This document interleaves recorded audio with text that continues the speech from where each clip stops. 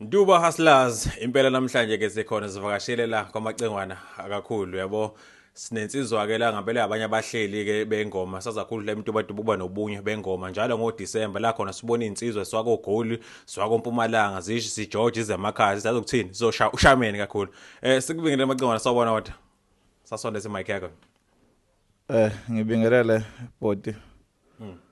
Nababukela bazobukela la.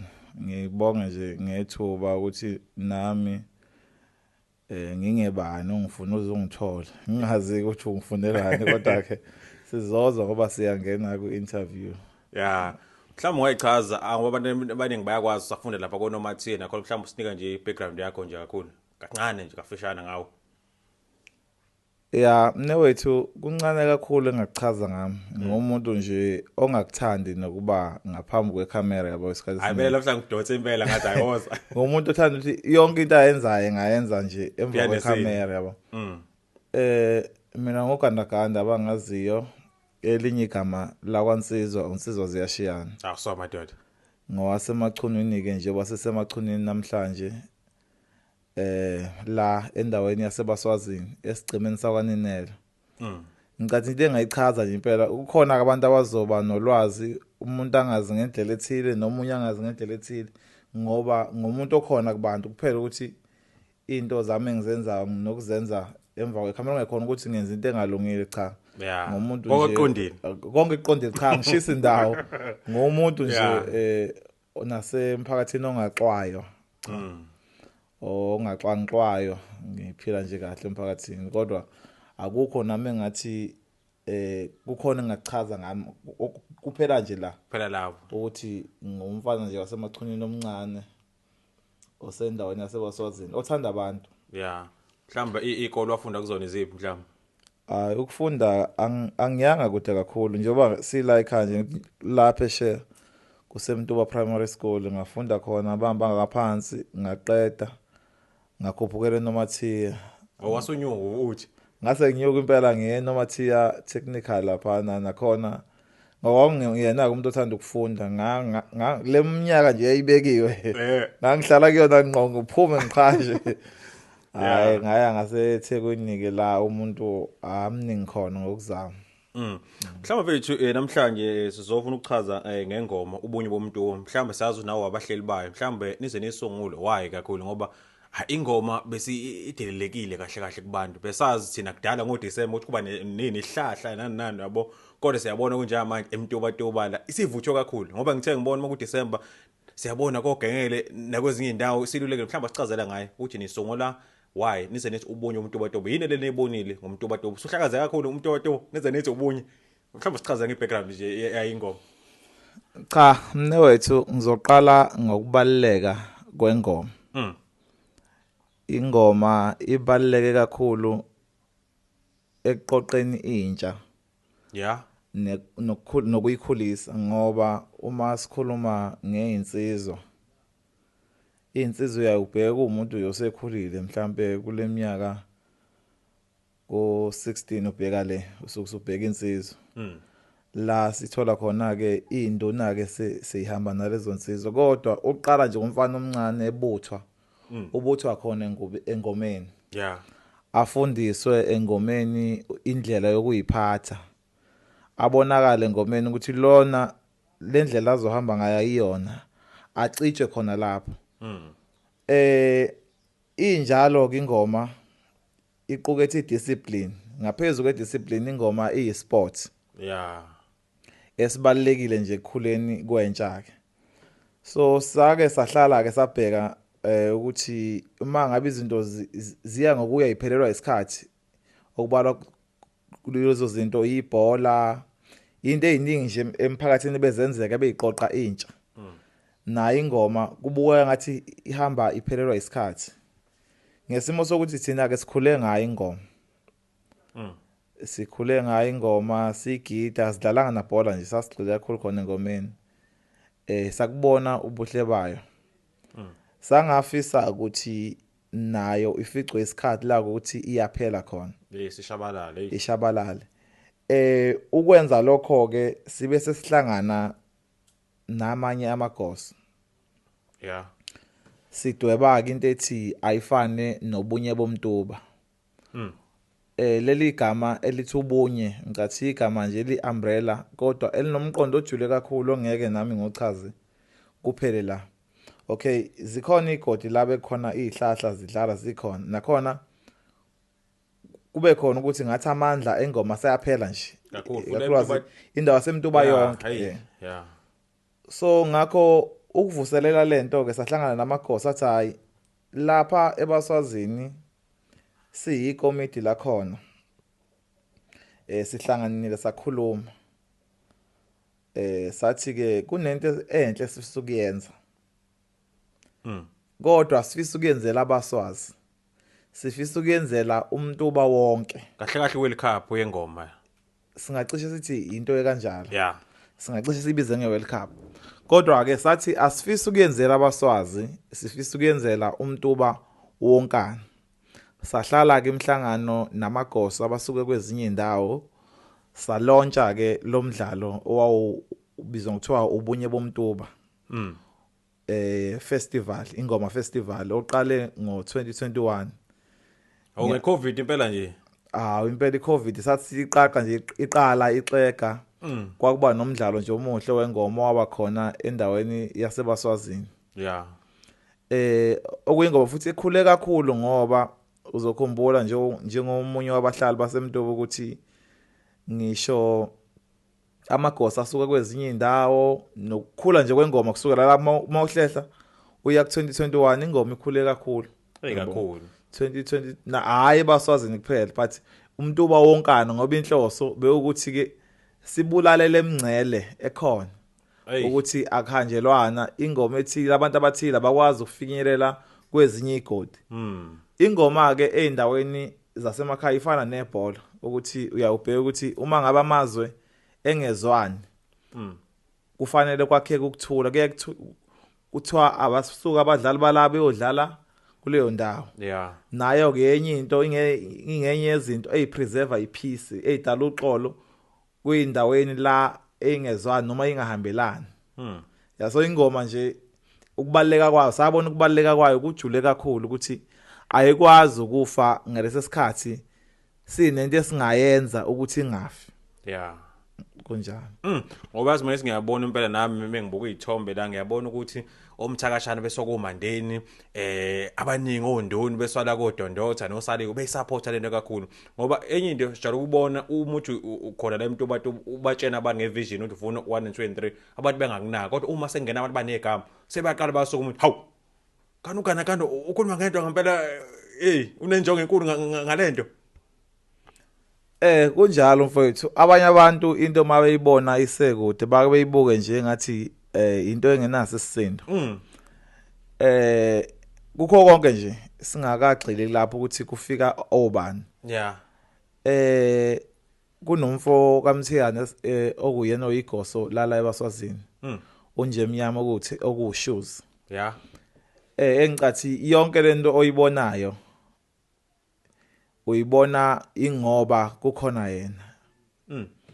Ngalokho ngisho ukuthini ngisho ukuthi ke nalade sithinta khona singombi iphelelwa amandla. Yeah. Kodwa ungabanye ungomunye wamagoso ngimusho ngobuseduze kwami la eBaswazini la khona bengathi indawo enganayekile futhi ngathi nomthetho uxega khona. Uthe kwenzeka yonke lento eyenzakalayo ingoma iphelelwa amandla kuphela indaba zama sports endaweni wama nengoma.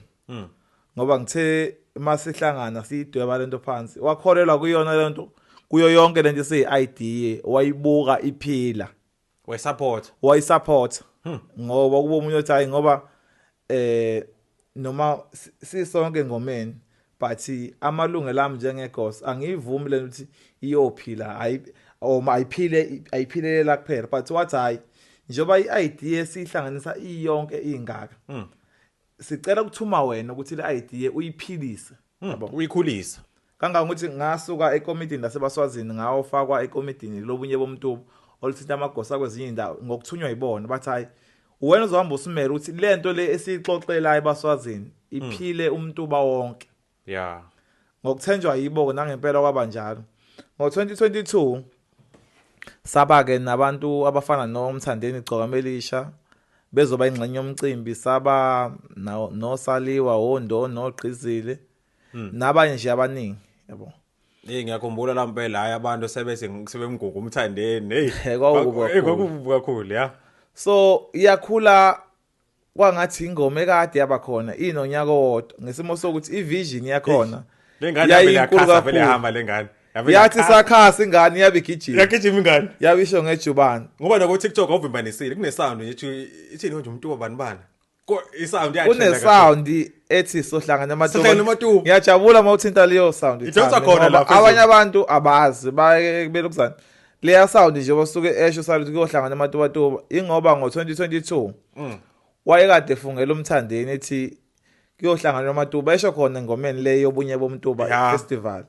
So uma eyikhompoza leyo ngoma wafike badlala ngayo ngo2022 uma bebuya ngo2023 babuya sebe-4 sebedlala ngayo le ngoma ethi kuyohlangana amadumbu kwayingoma ke ngoba ukhona izintatheli zaziba khona o King Zoso Media o Embo Films nabanye beintatheli abaningi kodwa nje yasabalala kanjalo leyo sound ngoba omunye umuntu uyayibuza ukuthi kuhlanganelwane amadubatuba into ehlanganisa abantu amatuba uShaman namanje futhi leyo sound isadlala namanje khona ngoba namanje ayikho indawo yokuhlangana ngaphandle kwasemtuba ematuba so uShaman sihambe siyohlangana ematuba so iqhaza lika Shaman ngempela likhulu kakhulu endana sike sesibone nje nendawo ade engaziwa namagosa kade engaziwa semtuba aseyaziwa aseyakwazi ukuhamba amagosa aphumele ngaphandle ayodlala namanye amagoso ngokuthi siqale sayishape thina singabantu basemtuba sazakhela igama sekulula sihambe siyodlala nezinye ingane mhlambe nabanye asingababonga iqala siyakhumbula angazi uma umkhanya kodeni nobaba wephethini transport konje nabanye abantu abaqhamuka ubaqhaza ngoba sibabonga labantu waqala ngabo kakhulu mhlawumbe ungaba mention nje abanye cha ngiyathanda mawufika lapho bengeke nami ngithi ayiphele interview singafikanga lapho ngoba baningi kakhulu abantu ababamba iqhaza ukuthi leya ngoma yobunye bomtuba ibe impumelelo ngo2021 uzokhumbula ukuthi ngoba ubuye ba ingxenye yayo lemicimbi ukuthi cha sasibambe ngamazinyo impela kukubi kuthe ngo2022 kwangenelela ubaba uHlomuka wayesekwa Department of Transport uSipho Hlomuka ngokubhekelela zonke indleko ezazikhona ngaloyo nyaka wathembisa futhi ngonyaka olandelayo ukuthi cha uzokwenza okufanayo nangempela ngonyaka ka2023 wakwenza lokho ayekuthembisile ngokushintsha ke kwezinto ngoba naye suka kwelinye office yakwenye office ngonyaka ka2024 kwangenelela umkhanya kude ngaphansi kwaba bomdaka bathi cha ngokwe budget sesilate kakhulu futhi kwi budget i-tied up ngendlela abechaza ngayo kodwa bathi ngoba kuyinto ithinta abantu kuzoxhumana nosomabhizinisi abakhona bathi abangakwazi ukufaka isandla lapho nangempela abakwenza lokho umcimbi wenzeke waba successful kubala nosomabhizinisi bendawo banabantu abaningi nje angifuni uqhamanga ababa nesandla osomabhizinisi bendawo Spa iminyaka simningi ke siphusha noSpa unikela nangama food parcels into zokuphuza ama refreshments nje kusuke kuSpa ikhansela lethu lendawo ubaba uZungu iminyaka nayo iminyaka ilandelana engakhohlwa yithi akhipha ngisho ephaketheni lakhe aqala zesibayeni athi njengomuntu owubaba futhi oyisakhamuzi ngeke abheke ngokwamandla epolitiki kodwa uzogijima kuze azakhathale agijime nathi khombisa ukuthi ukanye nathi abanye abantu laba esingeke sibakhohlwe inkosi yesizwe sabakhona khona njengamanje nayo ngisho nange presence yathi izokwenza kwenzayo kodwa ngeke igcine ngokuthi ikwenze besingaveli izobona ithumele kuphela kodwa siyayibona nayifika izobungaza kanye nesizwe sonke sakwampukunyoni angifuni uqamba mama ngathi ngingababala bonke abantu baningi abantu engabakhohlwa kodwa nje baningi abantu ababamba iqhaza ukuthi kuze kufike lo nyaka odlule sisuka kuona u2025 nakulonyaka esilindele ukukhulu kakhulu ke ngoba singabantu sithi mangabe sisebenze nabantu bese sigcina ubudlelwane bobuhle nabantu. So ngalokho ke ingoma isazokhula nje ibe khona Yeah.